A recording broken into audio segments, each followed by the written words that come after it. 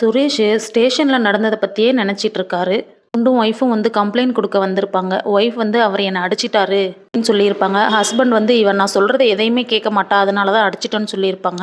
சுரேஷ் இருந்துக்கிட்டு இவங்க உங்கள் மேலே கம்ப்ளைண்ட் கொடுத்தா டொமஸ்டிக் வயலண்ட் ஆகிடும், எதுவாக இருந்தாலும் வாயிலேயே பேசிக்கணும், கையிலலாம் அடிக்கக்கூடாதுன்னு சொல்லியிருப்பாரு.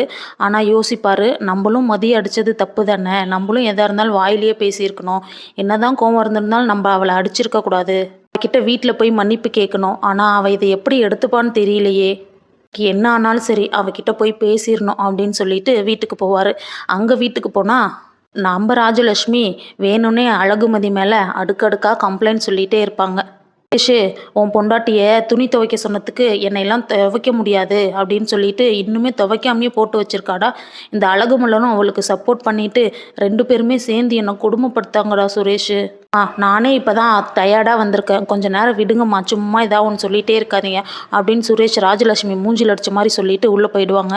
ராஜலக்ஷ்மி இருந்துட்டு, இவன் என்ன இப்படி சொல்லிட்டு போகிறான், வர இந்த வீட்டில் நடக்கிறது எதுவுமே சரியில்லை, அந்த பாக்யராஜ் வரட்டும் அப்படின்னு சொல்லிட்டு பாக்யராஜ் வந்த உடனே, பாக்யராஜ் இந்த மலரும் மதி கூட சேர்ந்துக்கிட்டாடா, கூட சேர்ந்துக்கிட்டு என்னை என்னென்னலாம் பேசுன தெரியுமா, ரொம்ப கேவலமாக பேசிட்டாடா பாக்யராஜ், என்ன நான் என் பசங்க கிட்ட சொல்கிறேன்னு சொன்னதுக்கு இப்போ எதுக்கு எல்லாத்தையும் அவங்க கிட்ட சொல்லிட்டு இருக்கீங்க, அவங்க நீங்கள் சொன்னாலும் நம்ப மாட்டாங்க, உங்களால் முடிஞ்சதை பார்த்துக்கோங்க அப்படின்னு சொல்கிறாடா பாக்யராஜ் அப்படின்னு ராஜலட்சுமி சொன்னோடனே பாக்யராஜ் இருந்துக்கிட்டு, அம்மா என்னம்மா சொல்கிறீங்க, மலர் அப்படிலாம் பேசியிருக்க மாட்டாளே, டே அப்படின்னா நான் என்ன பொய் சொல்கிறேன்னா, நீ போய் அவகிட்டே கேளுடா. சரிம்மா நான் அவகிட்ட பேசிக்கிறேன், நீ அமைதியாக இருங்க சொல்லிட்டு எல்லாரும் ஃப்ரெஷ்அப் ஆகிட்டு வந்து சாப்பிட உட்காடுறாங்க. ராஜலட்சுமி இருந்துட்டு, என்ன நம்ம 2 பேர்த்துக்கிட்டையும் சொன்னோம், ஒருத்தங்க கூட பொண்டாட்டிக்கிட்ட எதுவுமே கேட்காம இருக்கானுங்க, சரி அமைதியாக இருந்தால் சரிப்பட்டு வராது, நம்மளே ஆரம்பிப்போம் அப்படின்னு சொல்லிட்டு, டே இன்னைக்கு இந்த வீட்டில் என்ன நடந்ததுன்னு யாராவது ஒருத்தனாவது கேட்டிங்களாடா அப்படின்னு கேட்க 2 பேருமே எதுவுமே சாப்பிடாம எதுவுமே பேசாமையே சாப்பிட்டுக்கிட்டே இருக்காங்க. இருந்துக்கிட்டு, அம்மா ஃபஸ்ட்டு சாப்பிடுங்கம்மா, எதாக இருந்தாலும் சாப்பிட்டு பேசிக்கலாம் சொல்கிறாங்க. ராஜலட்சுமி இருந்துக்கிட்டு, என்னடா சாப்பிட்றது, நான் இந்த வீட்டில் எவ்வளோ பெரிய விஷயம் நடந்திருக்குன்னு சொல்கிறேன், எவனும் எதுவுமே கேட்காம அமைதியாகவே உட்காந்துருக்கீங்க, நீங்கள் 2 பேரும் வீட்டில் இல்லாத சமயத்தில் இவங்க 2 பேரும் சேர்ந்துக்கிட்டு என்னை ரொம்ப கொடுமைப்படுத்துகிறாங்கடா, என்னால் இந்த வீட்டில் இருக்கவே முடியல, நான் எது சொன்னாலும் எடுத்து எதிர்த்து பேசிகிட்டு இருக்காங்க, இந்த மலரும் மதி கூட சேர்ந்துக்கிட்டு என்னை ரொம்ப அசிங்கமாக பேசிட்டாடா இன்னைக்கு, யாருமே இந்த வீட்டில் மதிக்கவே மாட்டேங்கிறாங்க பாக்யராஜ், கொஞ்ச நாளாக மலர் நல்லவன் நல்லவன் பாராட்டவும் அவளுக்கு தலைக்கணம் ரொம்ப ஏறிக்குச்சு போல, அவளுக்கு நீ எவ்வளவோ பரவாயில்லன்னு தான் சொன்னமே தவிர, இந்த அழகுமதிக்கு மலர் எவ்வளவோ பரவாயில்லன்னு தான் சொன்னோமே தவிர, நீ எல்லாத்துலேயும் சரியானவன் நாங்கள் யாரும் சொல்லலை, இனிமேலாவது திருந்தி கொஞ்சம் வாயை அடக்கு மலரு அப்படின்னு சொன்னோடனே பாக்யராஜுக்கும் வந்து, அம்மா என்ன பிரச்சனை நடந்ததுன்னு எனக்கு எல்லாமே தெரியுமா, மலர் என்கிட்ட ஃபோன் பண்ணி சொல்லிட்டா, ஆனால் நீங்கள் பண்ணது ரொம்ப தப்புமா, அப்பாவோட இன்னர்ஸ்லாம் அழகுமதியை துவைக்க சொன்னால் அது எப்படிம்மா கரெக்டாகும், நாங்கள் எல்லாரும் எங்களோட இன்னர்ஸை நாங்களே தானே துவைச்சிக்கிறோம், இனிமேல் அப்பாவோட இன்னர்ஸும் அப்பாவே துவைச்சிக்கிட்டுமா,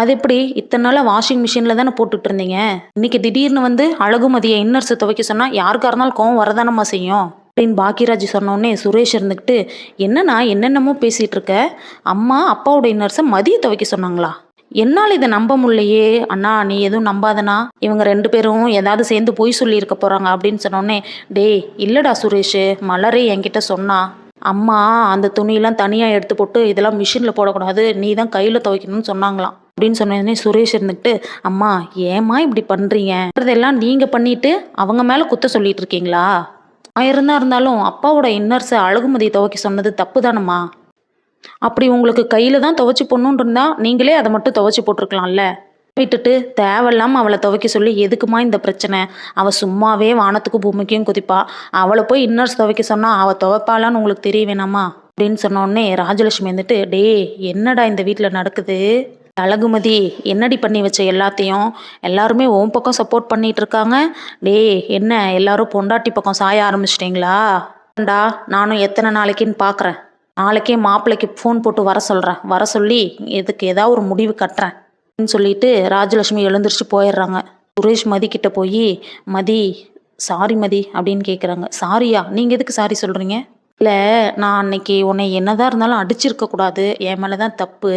எனக்கு கோவத்தில் என்ன பண்ணுறேனே தெரியல. எனக்கு சில டைம் கோவம் வந்து அப்படிதான். என்னையே அறியாமல் என்ன பண்ணுறதுனே தெரியாமல் பண்ணிடுவேன். இன்னைக்கு ஒருத்தங்க ஒரு புருஷனும் பொண்டாட்டியும் ஸ்டேஷனுக்கு கம்ப்ளைண்ட் கொடுக்க வந்தாங்க.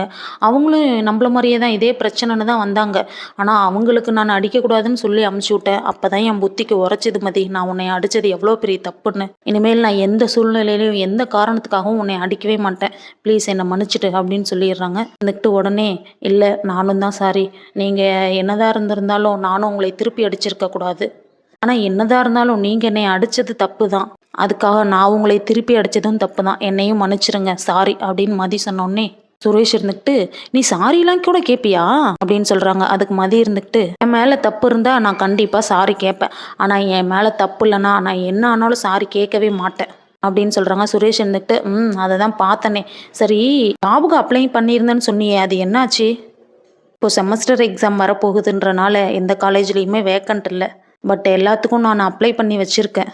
இயரோட எண்டிங்கில் கூப்பிடுவாங்கன்னு நினைக்கிறேன். கூடிய சீக்கிரம் எனக்கு வேலை கிடைச்சிரும்ன்றாங்க. சுரேஷ் இருந்துக்கிட்டு நீ ஒன்றும் கவலைப்படாத, இதை விட நல்ல காலேஜில் உனக்கு கண்டிப்பாக வேலை கிடைக்கும். அப்புறம் அம்மா சொன்னதை நினச்சி நீ எதுவும் ஃபீல் பண்ணிகிட்டு இருக்காத. அது நீ ஏதோ என்னை அடிச்சிட்டேன்ற கோவத்தில் அம்மா அதையும் இதையும் பண்ணிகிட்டு இருக்காங்கன்னு நினைக்கிறேன். நீ போய் தூங்கு போ, எனக்கும் தூக்கம் வருது அப்படின்னு சொல்லிட்டு 2 பேரும் தூங்க போயிடுறாங்க. அடுத்த நாள் காலையில் ராஜலட்சுமி ராகவனும் உட்காந்துக்கிட்டு தங்கராஜுக்கு ஃபோன் பண்ணுறாங்க. மாப்பிள்ளை, நீங்கள் ரேவதி கூப்பிட்டுக்கிட்டு உடனே இங்கே வாங்க. என்னத்த ஆச்சு, இவ்வளோ காலையிலேயே ஃபோன் பண்ணி வர சொல்கிறீங்க? சுரேஷ்க்கும் அழகுமதிக்கும் மறுபடியும் ஏதாவது சண்டையா அப்படின்னு கேட்க, இந்த டைம் சண்டை சுரேஷ்க்கும் அழகுமதிக்கும் இல்லை மாப்பிள்ளை. வீட்டில் இருக்கவங்க எல்லாரும் எங்களை ரொம்ப கேவலமாக பேசுகிறாங்க மாப்பிள்ளை.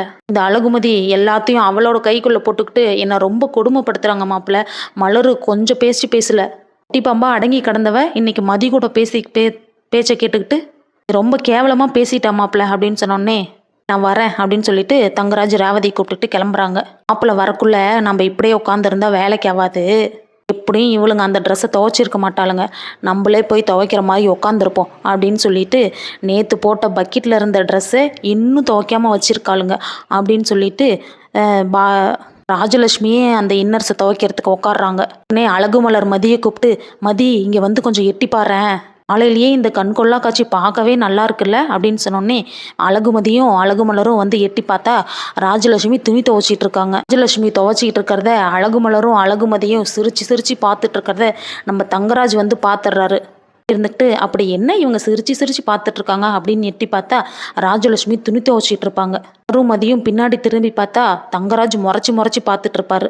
அழகுமதி இருந்துக்கிட்டு நீங்கள் ஏன் இவருக்கெல்லாம் பயப்படுறீங்க, வாங்க நம்ம போய் நம்ம வேலையை பார்ப்போம் அப்படின்னு சொல்லிட்டு உள்ளே போயிடுறாங்க.